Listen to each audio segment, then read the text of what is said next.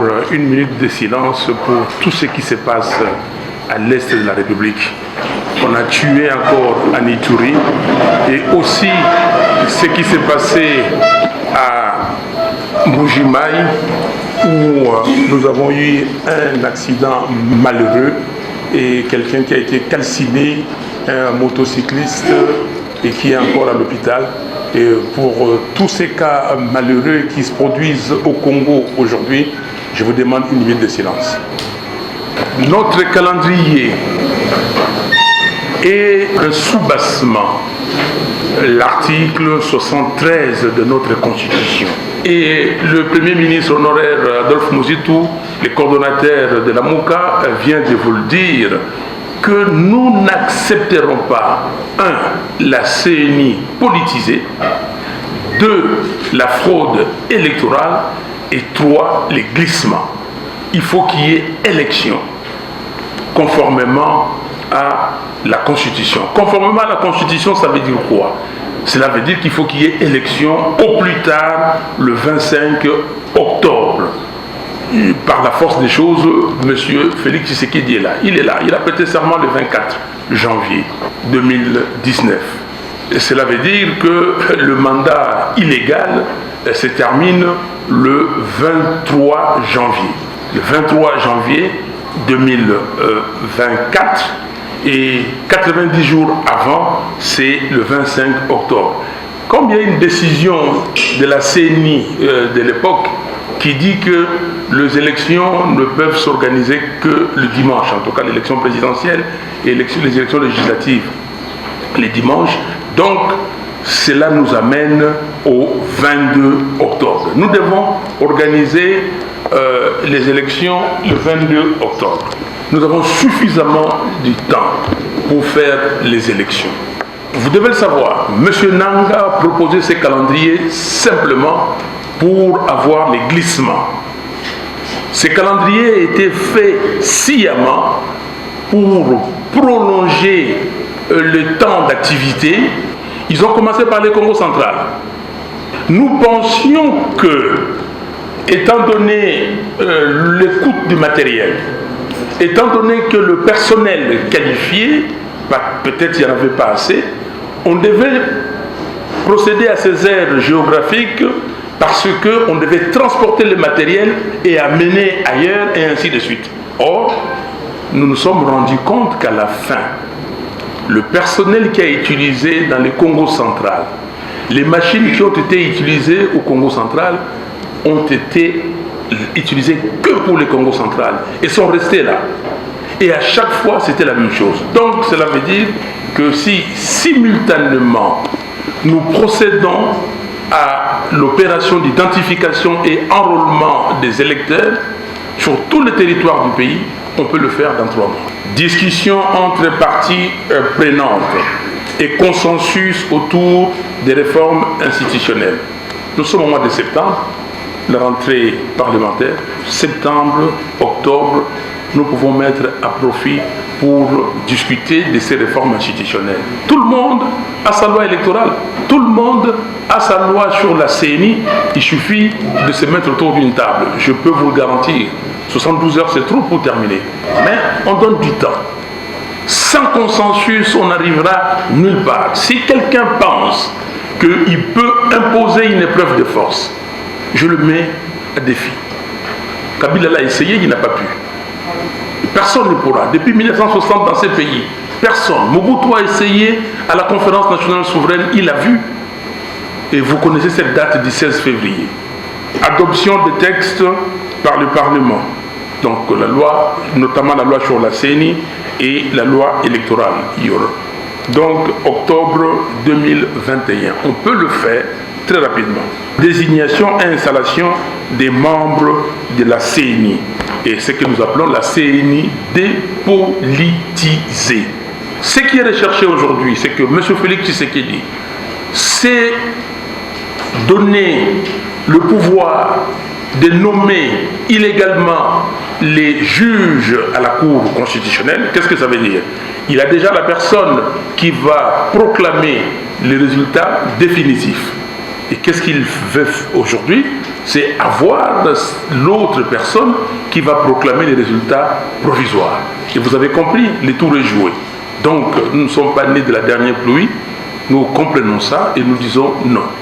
Quand la CNI, les membres de la CNI sont installés, il faudra leur laisser le temps de faire l'état des lieux et des organisations internes, et puis commencer à procéder à l'acquisition de matériel d'identification et d'enrôlement. Et pour ça, nous disons 90 jours, 3 mois suffisent. Et après, on viendra au renouvellement du fichier électoral, c'est-à-dire identification et enrôlement des électeurs. Et cette activité doit se faire simultanément sur toute l'étendue de la République. Donc la production du fichier brut, c'est au mois de septembre 2022.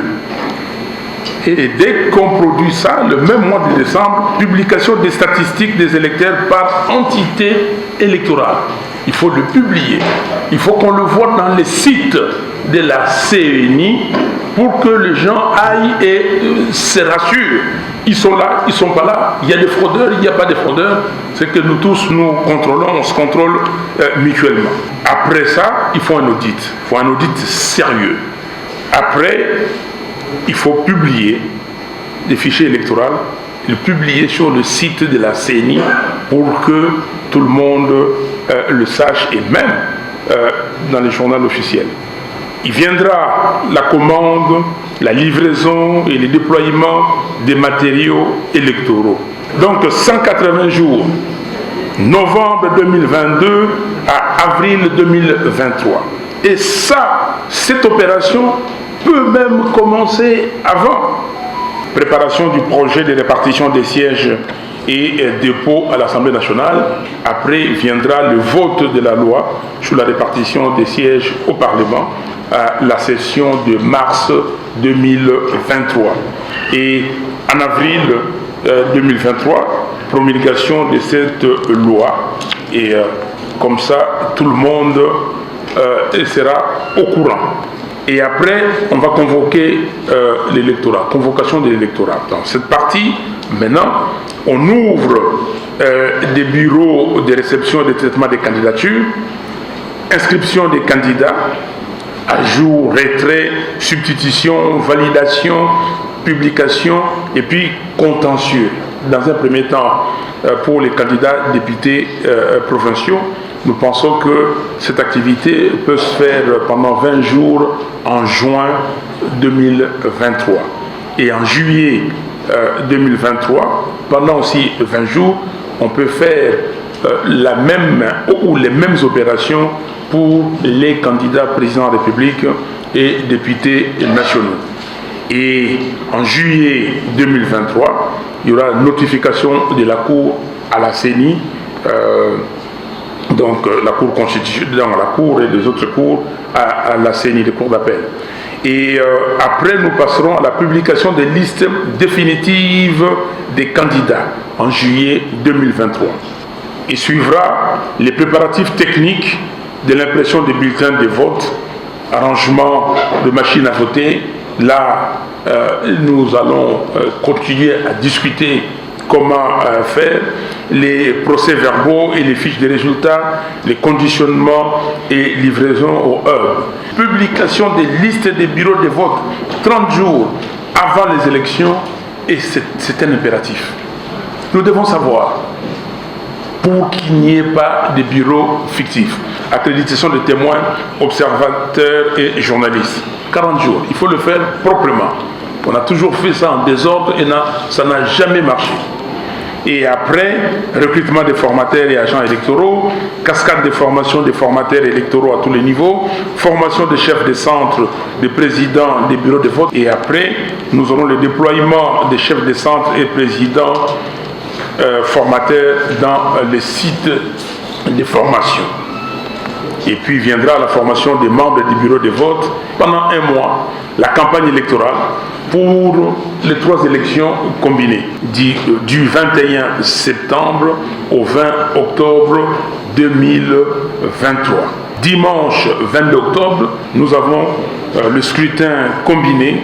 Les résultats provisoires soient déjà annoncés dans les centres de compilation. Ça doit être annoncé. Donc chaque centre doit déjà prononcer ses résultats. Nous avons suivi les mêmes calendriers. Et depuis, ils disent toujours 7 jours. Et nous avons suivi ces 7 jours-là. Annonce des résultats le 29 octobre 2023. Publication des résultats définitifs de l'élection présidentielle le 8 novembre 2023. On laisse le temps à la Cour constitutionnelle, le temps des recours, et après, 10 jours après, on peut publier les résultats. La CNI utilise le mot annonce. Mais nous disons annonce et publication. Faites attention à la sémantique. Annonce et publication parce qu'on doit publier. Dans les sites de la CNI, on doit avoir le résultat. Donc le 12 novembre. Et prestation de serment du président élu le 24 janvier 2024. Et après, on aura la publication des résultats définitifs des élections législatives nationales et provinciales le 12 janvier 2024. Le recensement, c'est une autre manœuvre de repousser les élections, de glisser. Parce que le recensement, le vrai recensement, ne peut pas prendre dans ces pays, continents, moins de 5 ans. Nous avons certes des spécialistes, nous avons l'INS, nous avons le bureau de recensement, nous avons le ministère de plan, ils sont équipés. En plus, on a créé l'ONIP. Rappelez-vous de l'ONIP. Nous avons marché ici dans ces pays contre l'ONIP.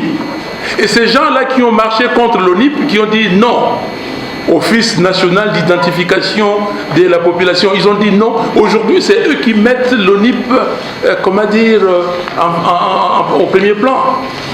Mais le recensement, d'abord par un gouvernement légitime.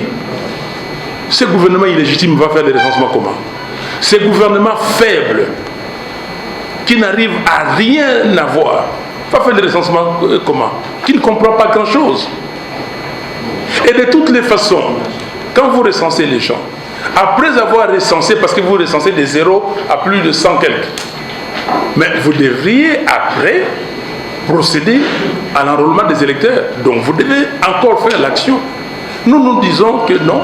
Si nous faisons l'opération d'identification et enrôlement d'électeurs correctement, on peut avoir des élections crédibles, apaisées, impartiales, pour avoir des institutions légitimes et que ces institutions travaillent comme toutes les autres institutions démocratiques ou légitimes dans le monde. Donc, pour l'instant, les recensements, c'était un prétexte pour les glissements.